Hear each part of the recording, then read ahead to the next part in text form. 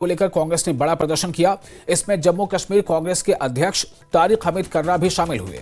इस दौरान उन्होंने पूर्ण राज्य का दर्जा बहाल करने की मांग की और साथ ही इस दौरान तारिक हमीद कर्रा ने कहा कि पिछले 6 महीनों से हमने जम्मू कश्मीर में राज्य का दर्जा बहाल करने के लिए पूरे जम्मू कश्मीर में हमारी रियासत हमारा हक कार्यक्रम शुरू किया है, जिसके तहत हमने जम्मू और श्रीनगर से चलो दिल्ली चलो की अपील की है।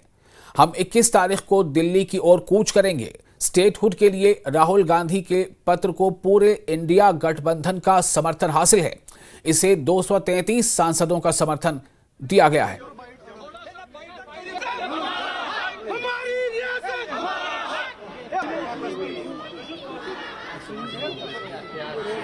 इस गठबंधन को उससे हमारे हौसले कम नहीं होंगे। हमारे हौसले इससे ज्यादा मुझ पे कम होंगे, जिसके तहत हमने ये कहा है कि चलो चलो दिल्ली चलो।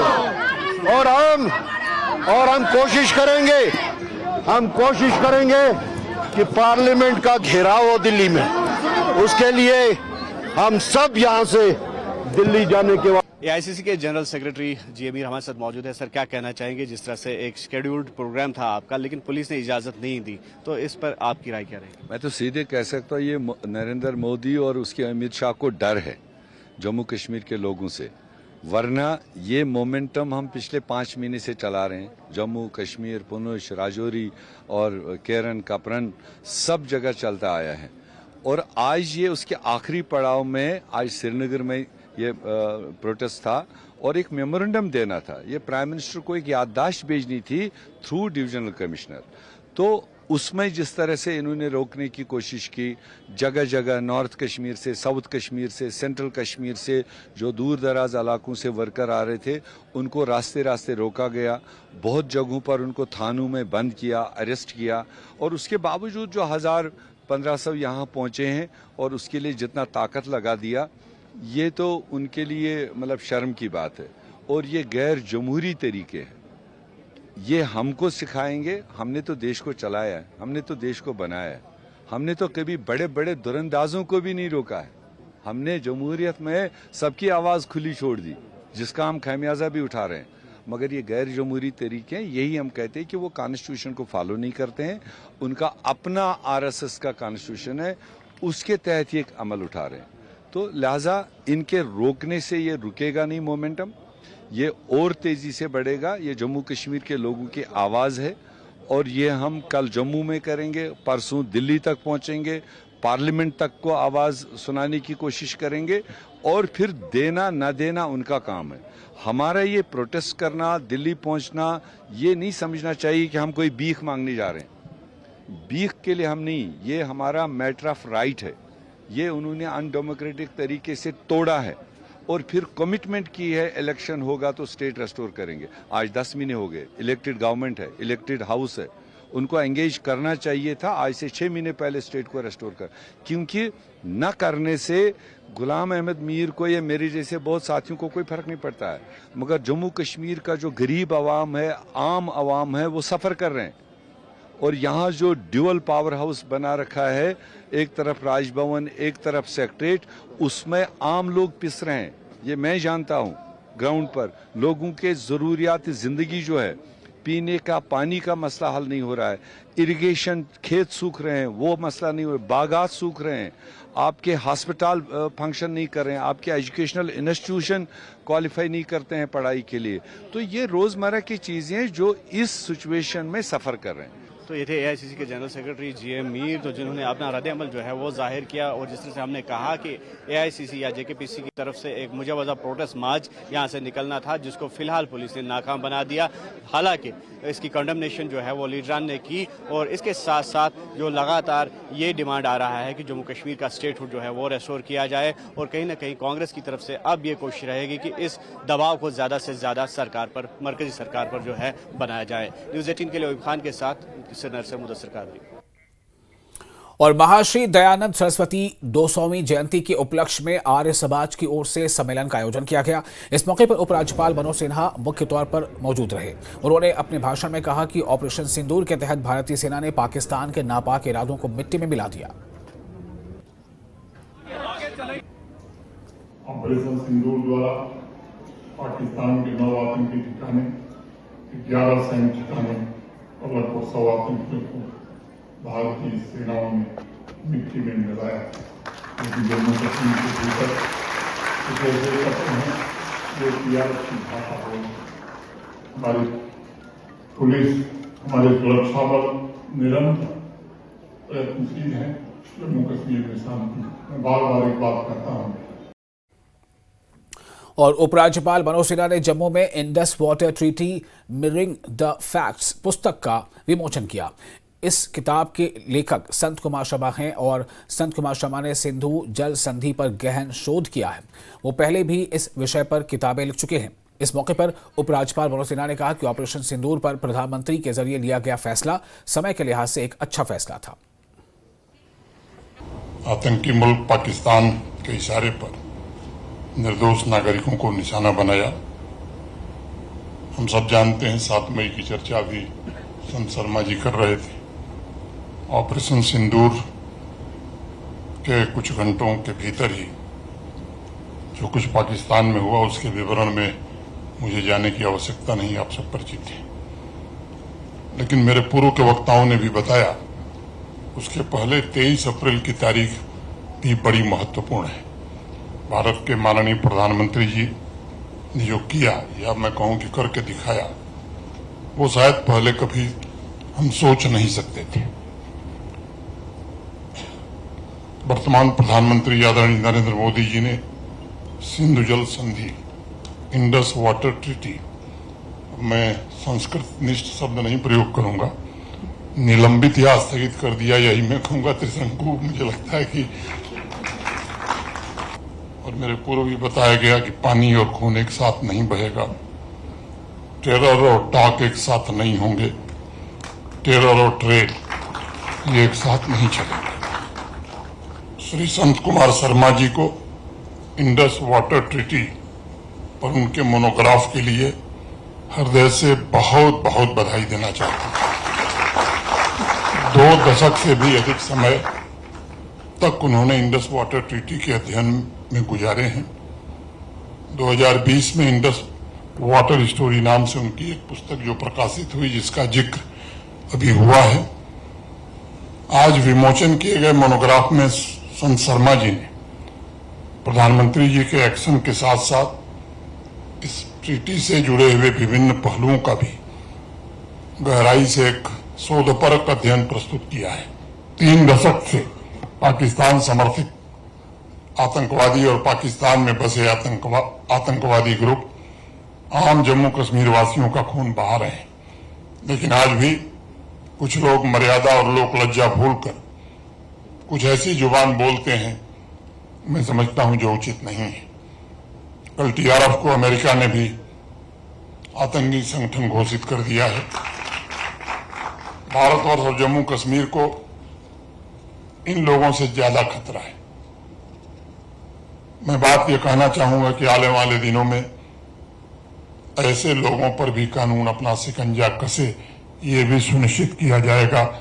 देश की एकता और अखंडता पर जो भी सवाल उठाएगा उसके खिलाफ कानूनी कार्रवाई हो, ये सुनिश्चित करना मैं समझता हूं आवश्यक है। 23 अप्रैल को जिस दिन बात हुई तो उसमें यह हुआ कि हाँ, ट्रीटी को एबेंस में रखा जाएगा। तो एबेंस के लिए मैं हिंदी में शब्द ढूंढ रहा था कि एबेंस का वो क्या है, लेकिन फिर मुझे समझ आया कि एबेंस जो है, अगर उसके लिए कुछ है तो हमारे शास्त्रों में एक ही चीज है, वो आता त्रिशंकु अवस्था, ना ऊपर ना नीचे है। तो क्या किया हम लोगों ने, पाकिस्तान को बेसिकली लटका दिया है। तो अभी जब तक कब तक लटकेगा, कब तक त्रिशंकु अवस्था में रहेगा। मेरा तो ये मानना है, त्रिशंकु को तो हम आज भी मानते हैं कि वो उसी अवस्था में है। तो ये जो अवस्था है ये काफी लंबी चलने वाली है। और एक और था कि जब मोदी जी ने पहली बार किया, मोदी जी ने 25 जनवरी 2023 को आर्टिकल 12 पार्ट 3 उसमें यह था कि ट्रीटी कैन बी मॉडिफाइड। तो पाकिस्तान ने उसका जवाब नहीं दिया। उसके बाद हमने 30 अगस्त 2024 को फिर दूसरी बार उसको दिया कि आप मॉडिफिकेशन के लिए मान लीजिए, तो उसके स्पेलिंग तो वही थे। उसको किया MODIFY, मॉडिफाई, वो नहीं हो पाया। तो मैं पहले दिन से ये कह रहा हूँ कि उसको मोदीफाई हो गया, वो मोदीमय हो गई। इसलिए जो है वो मोदी जी के हाथ में उस तरीके का था कि उनके घर कमरों से ये बात होनी थी, तो मोदी जी ने इसको मोदीफाई कर दिया। उनको बोला कि आप लोगों को चलो इंग्लिश समझने में मुश्किल होगी, तो इसलिए मैं हिंदी में आपको बताता हूँ, और ये आज से मोदीफाई हो गई। और वही आगे जो है, आगे काफी समस्याएं उनके लिए हो रही हैं। और मेरा ये मानना है कि आगे आगे हम जैसे बढ़ेंगे तो पाकिस्तान की समस्याएं बढ़ने वाली हैं। बढ़ने वाली क्यों है? क्योंकि आज जो है पाकिस्तान की तरफ जो नदियां जाती हैं ग्रेविटी से, नदियां तो प्रकृति के उससे चलती हैं, लेकिन आज जो पानी जा रहा है उसमें जो टोटल वॉल्यूम है वो 7 गुना ज्यादा है, और अक्टूबर में जो है वो 1/7 रह जाएगा। और उस समय हमारे में एक क्षमता है, कई लोग एक प्रश्न उठाते हैं, अरे हमारे पास तो वही नहीं है, हमारे पास इतनी क्षमता ही नहीं है, हमको कब वो बनाने होंगे, कब डैम बनाने होंगे, कब हम वो कर पाएंगे। अरे उसकी बात नहीं है। जिस दिन 1/7 पानी रह जाएगा और पानी बंद हो जाएगा, या कुछ अन्य जो सरकार उचित समझेगी वो काम अपने काम करेगी, उस समय पाकिस्तान के सामने काफी बड़ी समस्या होगी। और बांडीपोरा के सामाजिक कार्यकर्ताओं और लोगों ने सेमी रिंग रोड परियोजना के तहत चल रहे निर्माण कार्य पर चिंता जताई है। इन लोगों का आरोप है कि इसमें घटिया मिट्टी का इस्तेमाल किया जा रहा था और साथ ही इसमें निर्धारित नियमों का उल्लंघन भी किया जा रहा है। और इन लोगों ने जिला प्रशासन से मुदाखलत करने और यह सुनिश्चित करने की अपील की है कि निर्माण में नियमों का कड़ाई से पालन किया जाए। साथ ही इन लोगों ने निर्माण कार्य का समय समय पर निरीक्षण करने की भी अपील की है। आप देख लीजिए, अगर आप ये इनके जो ऑर्डर हैं, जो उनको अलॉटमेंट मिली है, उसमें क्लियर कट लिखा हुआ है कि जो ट्रंच रोड के साथ ये जो ट्रंच यहाँ पे एक्सक्यूट जो मिट्टी कर रहे हैं, इनको 2 किलोमीटर रेडियस में या तो किसी जगह इनको डंपिंग साइड होनी चाहिए, या जो आसपास के इलाके हैं वहाँ पे कोई प्लेग्राउंड हो, ईदगाह हो, या कोई भी पब्लिक पार्क डेवलप इससे कर सकते हैं। लेकिन इनको क्या करना था, इनको गुड औरत वहाँ से लेके आनी थी, फिर यहाँ पे ये जो कंपैक्ट करनी थी। लेकिन उसके बदले में क्या कर रहे हैं, यहाँ से जो मिट्टी उठाते हैं वहाँ डालते हैं 1 किलोमीटर की दूर पे, वहाँ से लेके आते हैं, यहाँ पे लोगों को कंफ्यूज कर रहे हैं। रिंग रोड यहाँ से जारी है, तो उस पर काम जब शुरू हुआ तो all the people are very excited, we are all excited. लेकिन उसके बाद जब काम शुरू हुआ तो काम भी अच्छी तरह से शुरू हुआ, लेकिन पिछले कई माह से हम देख रहे हैं कि कुछ खदशात ज़ाहिर हैं। ओब्वियसली जो कंक्रीट वर्क चल रही है, उसका जो मलबा है, जो वहाँ से नीचे से वो उसकी मिट्टी आ रही है, वो मड होती है, और उस मड को कई जगह इस्तेमाल किया गया। यहाँ पर उनको कहीं और डंप करना था, वो तो यहाँ रोड में डंप लगाया जाए, यानी कि जो गुड अर्थ का यहाँ सप्लाई करनी थी, उसके बदले कई सारी जगहों पर यहाँ वो जो मड है उसको जो कहीं और डंप करना था उसको यहाँ लगाया था। और लेह में शिक्षा, महिला बाल, युवा और खेल संबंधी विभाग से संबंधित संसदीय स्थायी समिति PSC की एक बैठक हुई। बैठक में केंद्र शासित प्रदेश लद्दाख में स्कूली शिक्षा की प्रगति का आकलन किया गया। बैठक की अगुवाई समिति के अध्यक्ष और राज्यसभा सांसद दिग्विजय सिंह ने की। इस दौरान उन्होंने शिक्षा में उन्नत बुनियादी ढांचे, स्थानीय भाषाओं और संस्कृति को बढ़ावा देने के साथ दूर दराज के इलाकों में बेहतर कनेक्टिविटी के माध्यम से स्कूली शिक्षा को मजबूत करने पर जोर दिया। बैठक में प्राथमिक विद्यालयों, आवासीय विद्यालय सुविधाओं, छात्रावासों, समग्र शिक्षा के तहत व्यवसायिक शिक्षा और बजटीय विवरण को लेकर भी चर्चा की गई। बैठक में शिक्षा विभाग के अलावा प्रशासन के आला अधिकारी मौजूद रहे।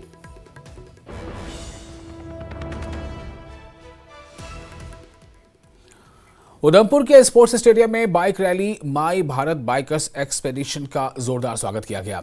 ये बाइक रैली करगिल युद्ध में सेना के पराक्रम और बलिदान को याद करने के लिए निकाली जा रही है। इस अभियान में शक्ति उद्घोष फाउंडेशन की 26 महिला बाइकर शामिल हैं। ये बाइक रैली जम्मू से शुरू हुई है और इसका मकसद भारतीय सेना के ऑपरेशन विजय और ऑपरेशन सिंदूर के नायकों को सलाम का है। बाइकर समूह की अगुवाई कर रही प्रीति चौधरी ने कहा है कि ये रैली ऑपरेशन विजय में लड़ने वाले बहादुर सैनिकों की शहादत को समर्पित है और भारत सरकार के युवा मामले और खेल मंत्रालय के प्रमुख कार्यक्रम माई भारत के सहयोग से निकाली जा रही है। ऑपरेशन सिंदूर के निमित्त ये बाइक रैली निकाली जा रही है। शक्ति उद्घोष फाउंडेशन हर साल ये बाइक रैली करता है डेट भी सेम रहती है, लक्ष्य भी सेम रहता है, जगह भी सेम रहती है। डिफरेंस सिर्फ ये है, इस बार 26 जुलाई मनाने जा रहे हैं, 26 महिला बाइकर की टोली लेके जा रहे हैं और पूरे भारत को और पूरे युवाओं को सजग कर रहे हैं।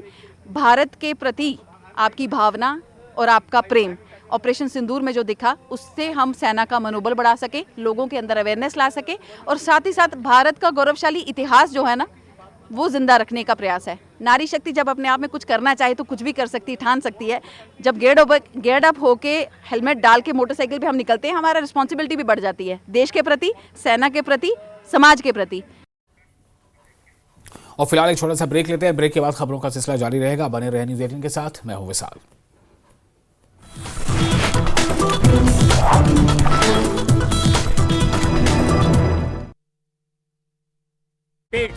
कुल्लू में एबीवीपी ने प्रदेश कार्यकारिणी की बैठक हुई। बोले सरकार महाविद्यालयों में नई शिक्षा नीति जल्द करे लागू। पाकिस्तान चैंपियंस ने इंग्लैंड को चटाई धूल। आखिरी ओवर में 5 रन से जीता मुकाबला।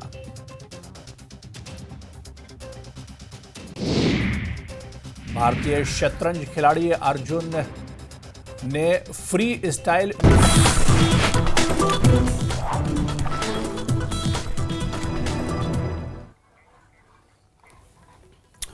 ब्रेक के बाद एक बार फिर आपका इस्तकबाल है। बांदीपोरा जिले के टाउन हॉल में एक बैठक का आयोजन किया गया, जिसमें अन्य पिछड़ा वर्ग से जुड़े लोगों ने बड़ी संख्या में शिरकत की। बैठक की अध्यक्षता Jammu Kashmir OBC welfare association के महासचिव और म्युनिसिपल काउंसिल बांदीपोरा के पूर्व चेयरमैन बशारत हुसैन नाजिर ने की। इस बैठक में ओबीसी समुदाय को समस्याओं पर चर्चा की गई।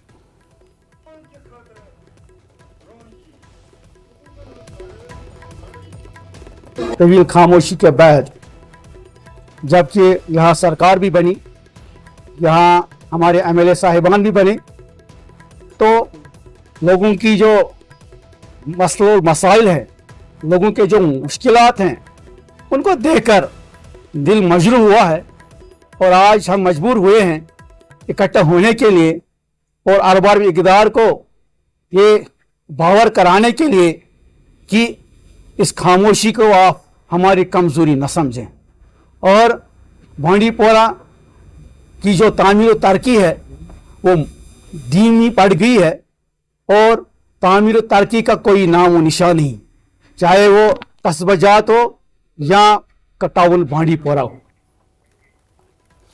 और राजौरी जिले को पुंछ जिले से जोड़ने वाला मांझाकोट बाईपास पुल अब पूरी तरह तैयार हो चुका है। ये पुल न सिर्फ यात्रा को सुगम बनाएगा बल्कि पुंछ की दूरी को भी काफी हद तक कम कर देगा। सीमा सड़क संगठन बीआरओ ने इस पुल का निर्माण 2 साल पहले शुरू किया था और अब उसका काम अंतिम चरण में है। स्थानीय लोगों ने पुल के लगभग तैयार हो जाने पर संतोष और खुशी का इजहार किया है। उनका मानना है कि इससे आवाजाही आसान होगी, व्यापार, शिक्षा और स्वास्थ्य सेवाओं को नई रफ्तार मिलेगी। राजौरी को पुंछ से जोड़ने वाला एक ब्रिज जो है वो तैयार हो चुका है। ये ब्रिज जो है वो राजौरी और पुंछ को जोड़ेगा और इसके साथ साथ दर्जनों गांव को भी जोड़ने वाला है। मैं आपको तस्वीरें दिखाना चाहता हूँ। ये ब्रिज जो है काफी अरसे से इसका काम जो है वो चल रहा था, अब लगभग इसका काम जो है वो मुकम्मल हो चुका है।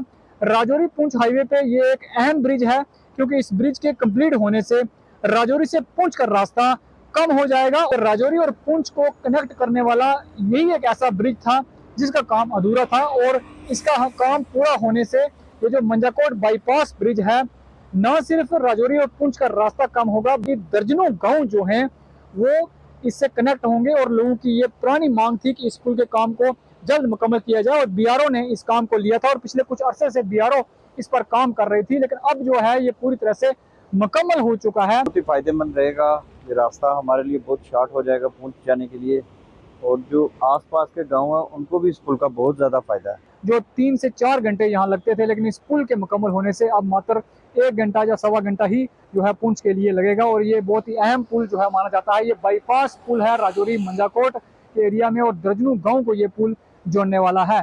न्यूज़ 18 के लिए राजौरी से शक्ति शर्मा। अवंतीपुरा इलाके में पिछले कई वर्षों से जारी खनन पर प्रतिबंध ने स्थानीय लोगों की आजीविका पर गहरा असर डाला है। इस मुद्दे को लेकर भाजपा नेता फारूक अहमद ने सरकार को इस प्रतिबंध को हटाने की मांग की है। फारूक अहमद का कहना है कि उन्होंने सरकार से अपील की है कि लोगों के हित में जल्द से जल्द इस पाबंदी को हटाया जाए ताकि उन्हें फिर से जीविका के साधन मिल सकें और आर्थिक स्थिति सुधर सके। ये जो मसला है ये इन्होंने परमिशन बाज़ाब्ता बनाया था, उसमें हमारे डीएमओ साहब भी या डिस्ट्रिक्ट एडमिनिस्ट्रेशन डीसी साहब भी थे, उन्होंने बाज़ाब्ता इनको परमिशन दिया था। मगर बदकिस्मती से इनको कल वहाँ ये जो मशीनरी है, मेन मशीनरी कल चढ़ानी थी, इन्होंने आज चढ़ाई थी। उस ज़मीन में मैं डीसी साहब से गुजारिश करना चाहता हूँ और डीएमओ साहब से गुजारिश करना चाहता हूँ, अगर इनसे कोई गलती हुई है तो उसको दरअंदाज करके इनका जो रोजगार है वो इसी पे चलता है। और बांदीपुरा जिले के सुंबल इलाके में स्थित स्टेट बैंक ऑफ इंडिया की शाखा में भारी स्टाफ की कमी को लेकर पीडीपी नेता सैयद सज्जाद हुसैन ने चिंता जताई है। उन्होंने कहा कि ये शाखा पूरे सोनाबारी इलाके के लिए अहम है, लेकिन फिलहाल यहां सिर्फ 2 कर्मचारी ही काम संभाल रहे हैं। इससे न सिर्फ बैंकिंग सेवाओं में देरी हो रही है, बल्कि आम जनता को भी भारी दिक्कतों का सामना करना पड़ रहा है। जो भी स्कीमें गवर्नमेंट लागू करता है, उनको यहाँ पर स्टाफ ना होने की वजह से ये इल्तिमा में पड़े हुए हैं। आप देखिए, बार बार हम इनको ये इतला देते हैं इसके बारे में कि अपने बैंक को ज़रा स्टाफ प्रोवाइड किए ताकि आम इंसान को फ़ायदा मिले। और इन स्कीमों का फ़ायदा जो गवर्नमेंट ऑफ इंडिया ने यहाँ पर लागू करके रखी है, बिल्कुल कोसों दूर है आवाम इससे। आवाम की बात का निपटारा किया जाए और यहाँ पर माकूल स्टाफ की भर्ती की जाए। स्टेट बैंक ऑफ इंडिया में अब ज़्यादा देख रहे हैं, आप देख रहे हैं 2 बंदे काम कर रहे हैं।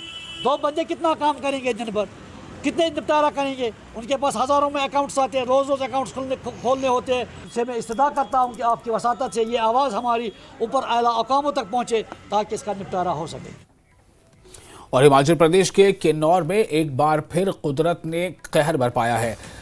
शलखल समदो के पास भयंकर लैंडस्लाइड हुआ है। पहाड़ से अचानक चट्टानें और मलबा गिरने लगा, जिससे लोग दहशत में आ गए और जान बचाने के लिए भागने लगे। इस लैंडस्लाइड की वजह से रास्ता पूरी तरह से बंद हो गया है।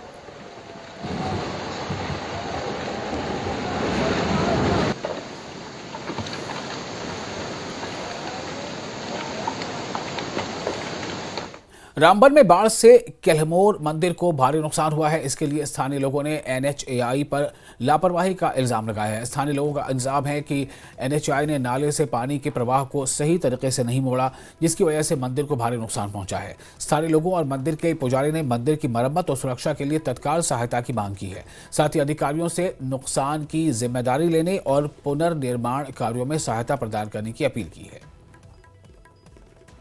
इस वक्त हम केला मोड़ के पास में मौजूद है, जहां पर एक मंदिर की आपको तस्वीरें दिखाऊंगा कि national highway authority of India की जानिब से यहाँ पर जो काम किया गया था, उसके बाद जो है मकिंग यहाँ इस नाले में की गई। और इस पुल पे हम मौजूद है, ये भी पूरा पुल जो है डैमेज हो गया था जब बीआरओ ने इस पुल को जो है 3 दिन के वक्त में जो है बना दिया था। पूरा जम्मू से नेशनल हाईवे बंद हो गया था, लेकिन उसके बाद national highway authority of India ने इस काम को लिया और इस पुल की तामीर की। लेकिन जितना मलबा था वो इस नाले में गया और इस नाले के मलबे की वजह से बाद में बारिशें आई और सैलाब आया। और आप सामने मेरी तस्वीरों में देखेंगे कि मंदिर की जो अगली दीवार है वो मुकम्मल ढह गई है। उसका किचन, इसका रहने का जो यहाँ पर सारा निज़ाम था, कमरा था, सब तबाह हो गया। और ये बिल्कुल 100% ये डेंजर जोन में इस वक्त मंदिर है। यहाँ के लोगों का यही कहना है, यहाँ के जो महंत है, यहाँ के पुजारी जो है और बाकी मकामी लोग हैं, उनका यही कहना है कि इस मंदिर की रक्षा की जाए, इसकी प्रोटेक्शन की जाए, चाहे national highway authority of India हो, चाहे डिस्ट्रिक्ट एडमिनिस्ट्रेशन रामबन हो। जल्द से जल्द इस तरफ तवज्जो करने की ज़रूरत है। कभी भी इस मंदिर को खतरा हो सकता है। लोगों ने जो नीचे अगर दीवार देखेंगे, लोगों ने अपने चंदे का पैसा करके इसकी कोशिश की है, लेकिन ये काफ़ी नहीं है। इसकी पूरी फुल प्रोटेक्शन होनी चाहिए। और सबसे बड़ी बात है कि इसकी दीवार निकली हुई है, पूरा अंदर से खोखला हो गया है और अगली साइड जिसके कमरे थे, किचन था, वो सब डैमेज हो गया है।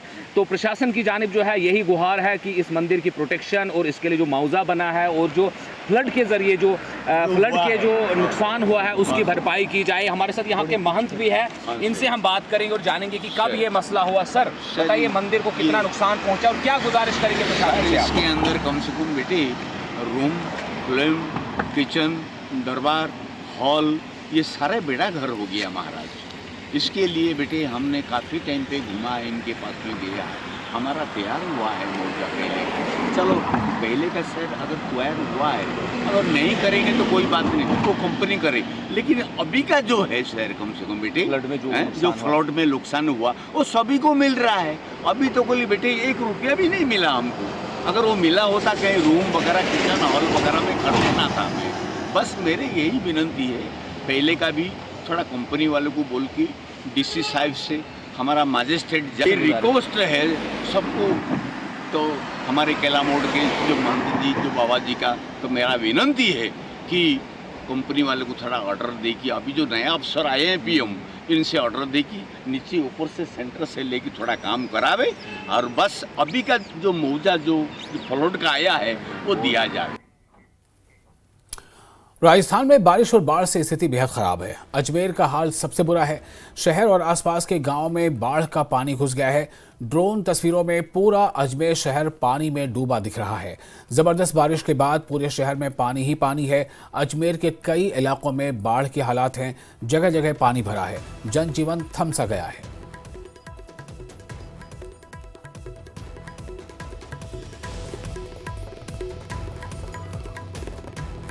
भारी बारिश के बाद में अजमेर में सैलाब की स्थिति है। इस वक्त सड़कें दरिया बन चुकी है। हम अजमेर की ये जो मेन रोड है, ब्रह्मपुरी रोड, इस पर हैं और आप तस्वीर देखिए कि दूर दूर तक आपको सैलाब नज़र आएगा। पानी आप देखिए कि लगातार ये फ्लो बढ़ता जा रहा है। इसकी वजह से आसपास की कॉलोनियों में पानी गया। यहाँ की स्थिति देखिए कि सड़क एक तरह से नदी बन चुकी है और इसलिए काफ़ी मुश्किल आ रही है। हालांकि बैरिकेडिंग लगाकर ब्लॉक भी किया गया अलग अलग जगहों में, फिर भी लोग यहाँ पर आ रहे हैं और ये जो मुश्किल है लोगों के सामने, आप देखिए कि कितनी मुश्किल है। ये सेंट्रल मेथोडिस्ट चर्च है, अजमेर की सबसे बड़ी चर्च, और चर्च के अंदर आप देखिए कि पानी जा चुका है यहाँ पर और यहाँ कोशिश की गई है अंदर पानी को रोकने की। ये अस्पताल है जवाहरलाल नेहरू चिकित्सालय। अब इसके अंदर, अस्पताल के अंदर आप देखिए कि क्या स्थिति हो रही है। पानी की काफ़ी, अब ये पानी अंदर तक जा रहा है और मरीज जा रहे हैं, उनके सामने कितनी मुश्किल हो रही होगी। आप देखिए कि यहाँ अंदर जाना, अंदर वार्ड में पानी जा चुका है, पानी निकालने की कोशिश की जा रही है। जो लोग आ रहे हैं आप देखिए कि कितना मुश्किल हो रहा है यहाँ पर इस पानी के अंदर। पूरे अजमेर के अंदर लगभग यही स्थिति हो रही है यहाँ पर, और आसपास की दुकानों में वहाँ पर भी पानी भर चुका है। कितना पानी है, मुश्किल आ रही है। कहाँ से आए आप? हम किशनगढ़ के करीब उटड़ा गांव में, तो वहाँ से आए। कमला नेहरू के अंदर हमारा पेशेंट एडमिट है। हाँ। तो अभी 1 घंटा हो गया, चारों तरफ से रास्ता देख रहे लेकिन मिला नहीं। उसके बाद में हमारे साथ लेडीज़ भी है और पेशेंट को इमरजेंसी है, तो आना ही पड़ा खाना वाना लेके, तो बड़ी दिक्कतों का सामना करना पड़ा। और राजस्थान के बारे में